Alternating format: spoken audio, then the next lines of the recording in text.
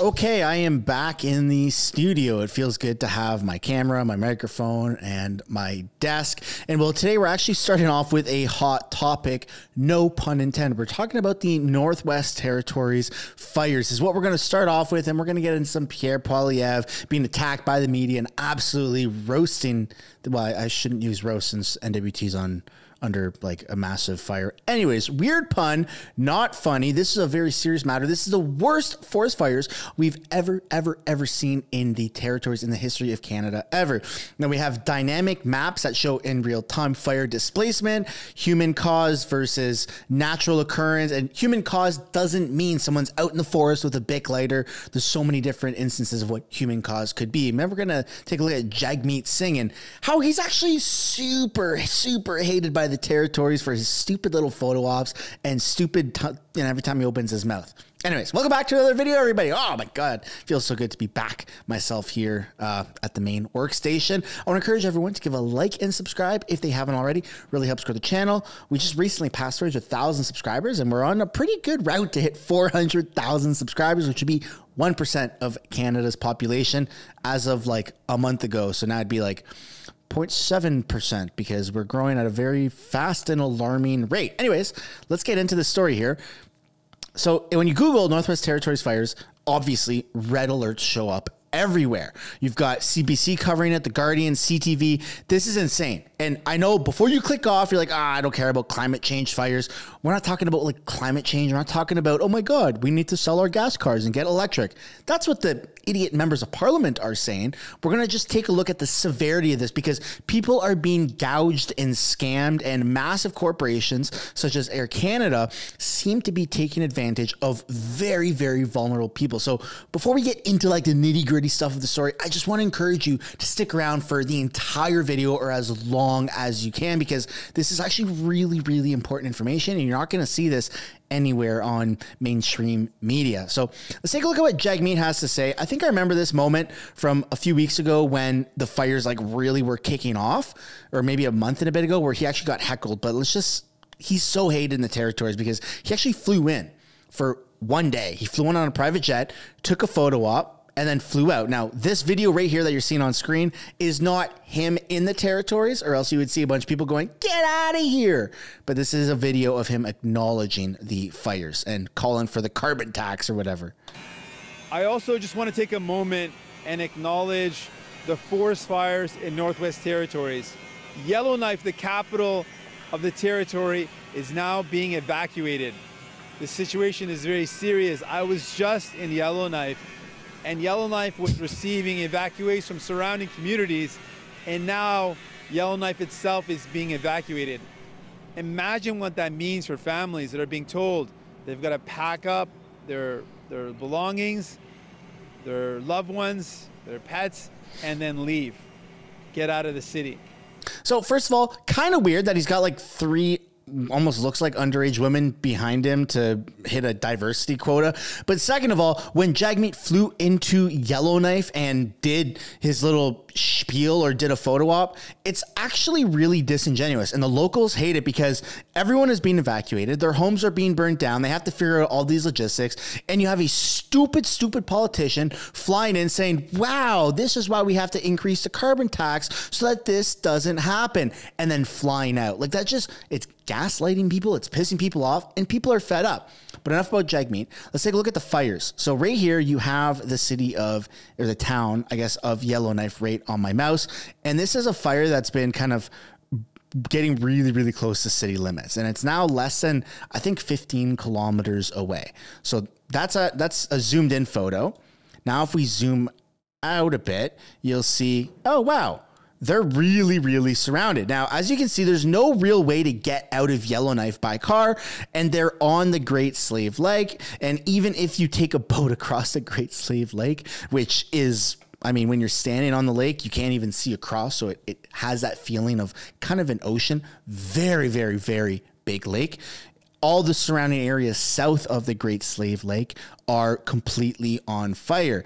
And here's a kind of in real time fire map. And you can see that the fires are picking up steam and it's just getting worse. So there's 20,000 people in Yellowknife right now. And they don't really have the infrastructure to like evacuate these people. People can't drive out. Their places are being burned down. So the only way to get out is by flying. Now, normally flying out of Yellowknife costs a few $100s direct one way, or maybe not direct, maybe a layover, but one way to Edmonton, right, to Alberta. Well, Air Canada has been caught jacking up the price to almost $5,000. The entirety of around Yellowknife, like there's nowhere you can go. You're being engulfed by a flame from every direction, as you can see. The only way out is by air. 20,000 people are stuck waiting for a plane to pick them up, and a lot of military resources. Air Canada is, I don't even know the logistics of, you know, how they're paying to get out. I think now it's just a severe issue to get out. It's emergency alert. So let's take a look at the lineup that some of the people are having to wait. These are all people that haven't been able to pay for flights and they're stuck waiting for emergency evacuation. This video was taken by a CBC reporter. I'm just going to mute it here because the radio is playing. And these are all people waiting outside of a school, which has been deemed as the hub for an evacuation center. Hundreds, thousands of people waiting to enter one of the buildings in here that is already full of people who can't afford a flight out. So everyone is waiting for the government to basically arrive with a plane and say, okay, get on the plane and let's get you out of here. And they're bringing them to like Edmonton and Calgary. So now these cities are being flooded with tens of thousands of people, probably 10 and 10 for each. And no one has this type of infrastructure. The government has seen this coming. These fire maps, I mean, you can zoom out of this different fire map here, and you can see that the entirety of the territories is on fire. The government has seen this coming for a long time. This isn't a climate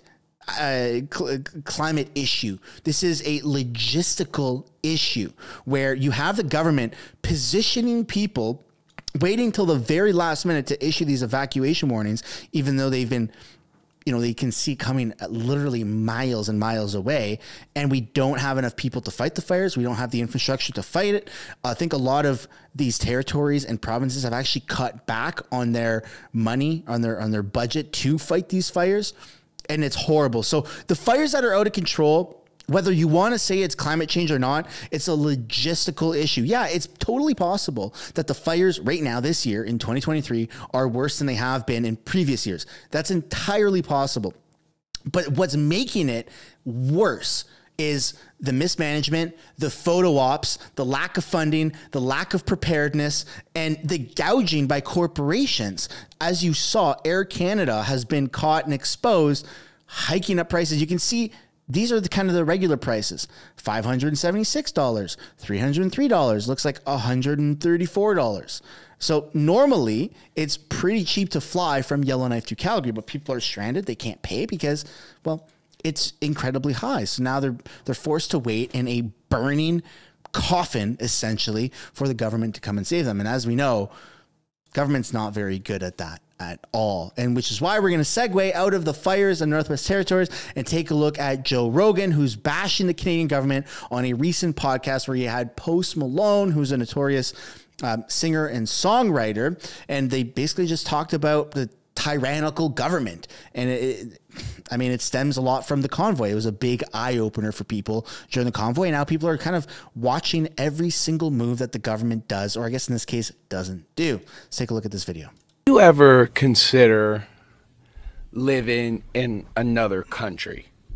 I would have said Canada up until recently. Now Canada's falling apart. All the that they did during COVID was just the total wrong direction. The trucker convoy, when they froze people's bank assets. Your horns illegal. Bro, they froze people's bank accounts that donated money to the convoy. That's crazy. That's crazy. And what's so peaceful protest, which everybody's supposed to be all about. Right. These people that were protesting COVID vaccine mandates and the lockdowns, and they went after the people that donated, which is crazy. Yeah. And you can track all that. Yeah. Well, they track everything. They shut their bank accounts down. That's crazy, man. So we have a logistical problem on all fronts here in Canada. I'd like to take this time right now to pose the question to you. How do you feel about the Canadian government? Do you feel like it's out of control, that we're just having so much mismanagement? I mean, a lot of people have been aware of the Canadian government and the lack of, just common sense competency, basically, for many, many years. But for a lot of people, including myself, haven't really been awakened or been paying attention to what our government's been doing since the convoy. That was kind of the big thing, because it was a massive, massive group of people that got together, and everyone just kind of was fed up with everything that the Canadian government, everything that the world was doing. And it became this kind of like global movement, and everyone started kind of copying the Freedom Convoy, and it just turned into this huge thing. And when the government started freezing bank accounts of people that donated. I mean, you could have Nancy Sue, a 77-year-old woman who donated $5 to the convoy because it was a cool thing. And she's like, yeah, here you go, truckers, here's $5. I hope it helps. Her bank account was frozen, which, do you agree with that? Do you agree that that was a good idea from the Canadian government? Personally, I don't, but I'd love to know what you guys think down below in the comments. And finally, we're going to take a look at a recent interview that Pierre Poilievre endured, or I guess a press conference where a reporter just absolutely got unalived, metaphorically, of course, because it's so embarrassing that this happened. So let's take a look. Let's switch screens and take a look at Pierre Poilievre just obliterate this report, and then we'll take a look at some of the comments. Hello, Mr. Poilievre. A number of your own comments and actions have been characterized as dog whistling to the far right. By who? By a number of different. But I think it's been characterized by that way. But by are who? you trying to Sorry, court? Are you trying to court the far right? Sorry, vote? I just need to clarify. By who? By a number of different experts and a number of different people who are the cite your sources. Well, I think it's been established that this is a concern. Are you trying to court the far right vote? Who are these experts? You say that there are experts who are saying this. Who are they? My question is, are you trying to court the far right vote? I'm sorry. Your question seems to be based on a false premise. You can't even tell me who these experts are. It sounds like it's just a CBC smear job.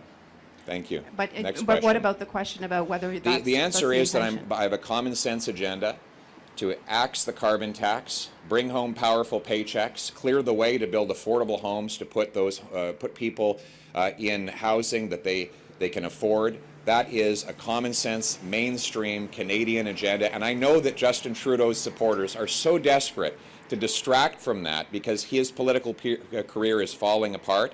So we're seeing an attempt here to distract and protect Justin Trudeau from his extremely unpopular carbon taxes and other failing policies, but we won't let him or his or others distract from that reality. So thank you. So you're not.